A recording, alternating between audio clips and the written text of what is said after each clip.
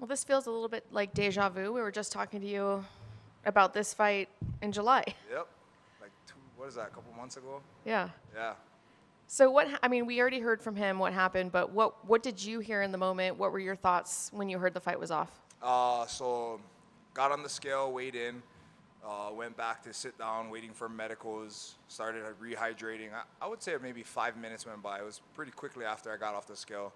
Got a call from Ali, and he's like, how you feeling? How you doing? I thought he was just calling me to, because I had just gotten off the scale and like just to check in.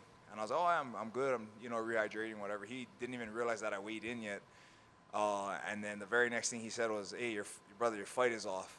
And I'm like, what? Why? And then he's like, oh, I guess he had a staph infection, which I was like, I don't care. Like, I'll fight him. It's staph. Like, it's not a big deal. And he's like, nah, the commission won't let you, this, that, whatever. The very next question he asked was, would August 10th be okay to rebook it? Which I believe at that time was 2 to 3 weeks away. And I was like, sooner the better. If we could fight next week or the week after that, that'd be great. He's like, okay, let me work on this. So now thought process is like, damn, like I just went through that weight cut, all of that for nothing now.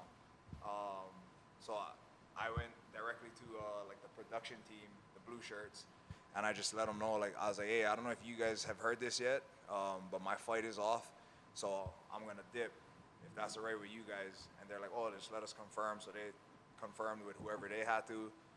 And sure enough, they're like, okay, yeah, we just got word. He didn't clear medicals. You can go. And then I spoke to Ali again. He called me back a little while later. And he's like, oh, he said no to August 10th. And I was like, okay. What and like when? And he's like, all right, well, let me work on it. And it's a fight I really like. Opponent I really like, so I wanted to keep the fight. Obviously, also I went through an entire training camp preparing for this specific opponent. I don't want that to go to waste. And then anyhow, it was a few days had gone by. He called me back and he was like, okay, we rebooked the fight, this and that, and the date is October the 12th. And I'm like, dude, now we're gonna go through a full camp again. I didn't understand it, but it is what it is. I guess God's plan, here we are now, October 12th. He mentioned that he DM'd you afterwards and apologized He did. said, Yeah. did he explain to you why not August? Because I didn't know that August was on the table. That's interesting that he wouldn't accept August. Do you know what Yeah. the reason was? No clue. I didn't want to. Honestly, I have no issues with him. It is what it is. Everything happened the way it happened, and we're here now. But obviously, I was frustrated with it. I was pretty irritated. It ruined some things planning wise that I had planned right after. For instance, my brother-in-law had gotten married on August 10th, and we were supposed to stay in Hawaii a little bit longer. We're gonna island hop, go see, like, my family and my wife's family is spread out throughout Hawaii, so we're gonna go. The wedding was on Maui. We're gonna go to Big Island, where a majority of my family is. We're also gonna go to Oahu, where we also have family. Like take our kids and whatnot, yada yada. Obviously, I had to get right back and get to camp, so that put a dent in things there. So yeah, I was irritated. I didn't want to reach out to him and ask him like, hey, why this, why that? He had his reasons. He already said no to it. So it is what it is. I don't know. I kind of feel like he had something else going on, and yeah, because I just don't see it. Like, I've never had a crazy staph infection, but I just cannot see staph taking you out for 3 months or whatever it was. But that's something you guys are gonna have to ask him. Well, we already had him, so now we got to ask him after. But he mentioned that he was just a scratch. Like, he doesn't think it was actually staph, so that was interesting. So even worse, like, if it's just a scratch, why couldn't we fight, to the August 10th?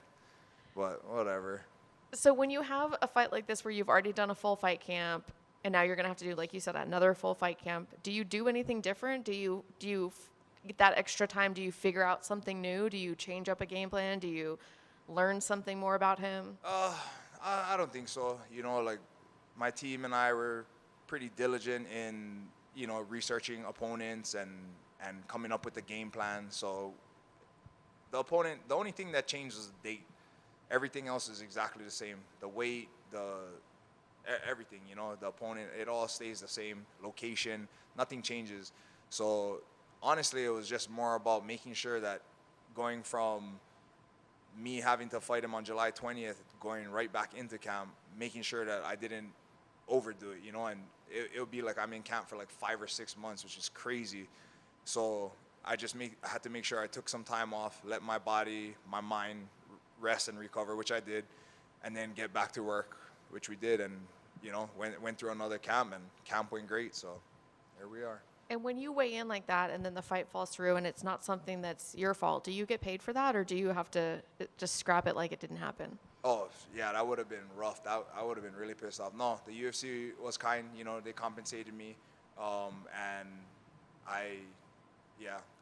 obviously I would rather have gotten the fight and got my fight purse. But, yeah, they did at least do that for me, you know, so thank you to them. And going into this fight, do you see anything going to, like, now that you've sat around for 5 months, are you envisioning anything different for the fight? Nah, like I said, it's the same guy, same weight, same place, same everything, you know, just the date is different. So I see it, you know, nothing has changed for me. Is there any fear that this could happen again with him? Oh, definitely. You know, like I don't think it will, but it's in the back of my mind. The funniest thing was after I had finished my final part of my weight cut on Friday morning, was at July 19th.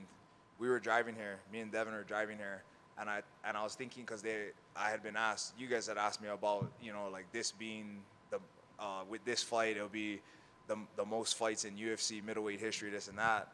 And then so I kind of like pondered that, and I was thinking, like, you know, your mind likes to do torturous things to you.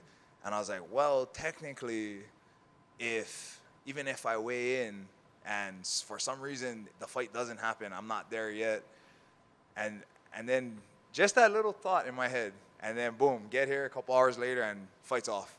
And I'm like, why did I have to think that? So I guess you won't feel comfortable until you're actually in there and the door closes for the Yeah, I mean, I feel like once we're on our way, once I get here on Saturday, I'll be pretty confident that the fight is going. Thank you. Who's in the corner this weekend? Ray, Eric, Devin. I just wanted your thoughts on the middleweight division, and who do you think should fight next? Obviously you're probably going to pick Sean. Yeah, Sean and Dricus, or Dricus defends against Sean. I don't think this is me being biased, because myself, Dana White included, all felt like Sean won that first initial fight. So I was actually kind of surprised that he didn't get especially with Dana coming on and saying like, oh yeah, I felt like Strickland won that fight, that he didn't get the immediate rematch. But is what it is. Keeps, you know, the bus keeps going. But right now, I think that Sean deserves it. Looking back at your fight with Dricus, and I know Dana said that he fights like a white guy dancing. Do you agree with that? I mean, yeah, Dricus is one of those guys. I've said it before. Is like he doesn't. It doesn't look like it's supposed to work, but he makes it work. You know, and credit to him for that. It might not be the cleanest, prettiest, this or that, but he gets the job done. Like, look at all his fights. Like, they asked me about it before, and I'm like, you know what? Honestly, like, everything that tells me when he fought Izzy, I was like, everything tells me that Israel's gonna win this fight, but I just have this feeling, like, and I will not be surprised one bit if Dricus pulls it off. And then as the fight went on, Izzy started kind of taking over. And then here comes Dricus and gets it done, gets the stoppage, you know. So, you know, that guy is champion for a reason. With you being in the cage with him, and you were doing very good against him, how does he keep winning? How does he look? He's just so dominant. He's on a really good run right now. Like, yep. How, you know, being a fighter, being a middleweight, how does he keep doing it? I think it's just his. I think it's his heart and his belief in himself, you know, and he just you can never take it just doesn't seem like the fight, no matter how it goes, is ever out of him. You know, he's always there. Like, he might look like, oh, he's about to gas out, and he doesn't. It looks like, oh, it's going downhill for him, and then he comes back and wins. Like, you know, so I think, you know, he's proved he's champion for a reason. Good luck this weekend. Thank you. You're not the first fighter that we've heard say, like, fighting with staff doesn't seem to be as big a deal to them as we on the outside. Is that because it's maybe more prevalent in MMA and maybe a lot of fights than more people know? And is it because it sounds like you've never had one of the really serious, like, versions of it on you? Yeah, so I've never had like a super serious staph infection to where I've had to take antibiotics or anything. But I've had like ingrown hairs that when they look at it, they're like, oh, that's like, that could turn into staph or whatever. So just put Neosporin on it, whatever, you know. So I was like, oh, okay. So I've never dealt with it to that extent. I've seen some pretty crazy ones. I don't know if you guys remember Kevin Randleman back in the day. It was like a hole. Yeah, he had like a hole in his arm or under. But yeah, I see it all the time. I see a lot of my training partners get staph, and they're back in the gym in no time, and it doesn't seem like it really takes anything out of them. And, you know, so yeah, I didn't think that him having staph was a big deal. I would have gladly fought him with the staph. I wouldn't care. I would have took a shower after. I think I would have been fine. And I was going to say, I definitely understand the commission that once they're made aware, they have to, you know, draw a line and say nothing else. But going forward, or maybe if there was ever a possibility, do you think if the fighters talked about it and if the fighters agreed to it, that the fight should be allowed? Or is there, I mean, I don't know, but is there a problem of possible contamination if they just get into the octagon that other fighters could be affected? I feel like if the two fighters agree that 100% it should be let go, or let the fight should be let continue. But I think if they're like, oh, a matter of we could get this bacteria on the canvas and somebody else could get it, as long as everybody is made aware and almost like ask them like, hey, you okay fighting with knowing this or whatever, like the whole card or whatever. And if somebody's like that much of a pussy about it, like, no, I don't want to get staph possibly. I don't know, it's staph, you know? Like, I could see if they're like, oh, this guy has AIDS, then I'll be like, whoa, yes, negative. I ain't fighting this dude. Yeah. But I don't know, staph infection. I don't watch. I'm sure somebody's going to hear this and hit me with some, well, did you know that 10,000 people died from staph infection? Like, fuck, all right. Just going back to Park, and I appreciate that answer.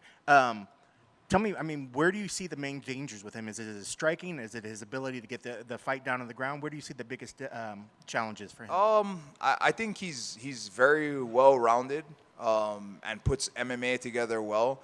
I don't think he's like a specialist or an expert anywhere. And obviously, he doesn't have the kickboxing or boxing accolades, the wrestling, or even like the jiu-jitsu. But he does put them all together well. Like he's a very complete MMA fighter. I think honestly his biggest attribute is his toughness. It's just how tough he is. You know, like I've watched him in fights and where you think like, oh, okay, this guy is done, and he pulls it out. You know, very very similar to a Dracus, but I don't think he's nowhere near as like dangerous as like a Dracus. And both your guys' style, you guys are definitely more inclined to just stand in the middle of the cage and throw hands. Do you envision that's pretty much what the fight's going to be? You guys just throwing bombs out in the middle? I would hope so, but honestly, I think that, you know, he's going to want to go to the ground where he feels like he has his best advantage. But if it ends up being a kickboxing match, I'll take that all day. Yeah. And just, I guess, a Vegas question last night, they imploded the Tropicana. Did you stay up and watch that? Or I did not, but my brother caught it on camera. He watched it. He stayed up for it, and I guess it was like a whole spectacle. He actually just showed it to me on our ride here. It was pretty incredible, the fireworks and everything. The fireworks. He said there was a drone show. Yeah. I was like, it would be Vegas to make a whole spectacle. Hey, we're going to blow up this building. Here's a show. Yeah, right.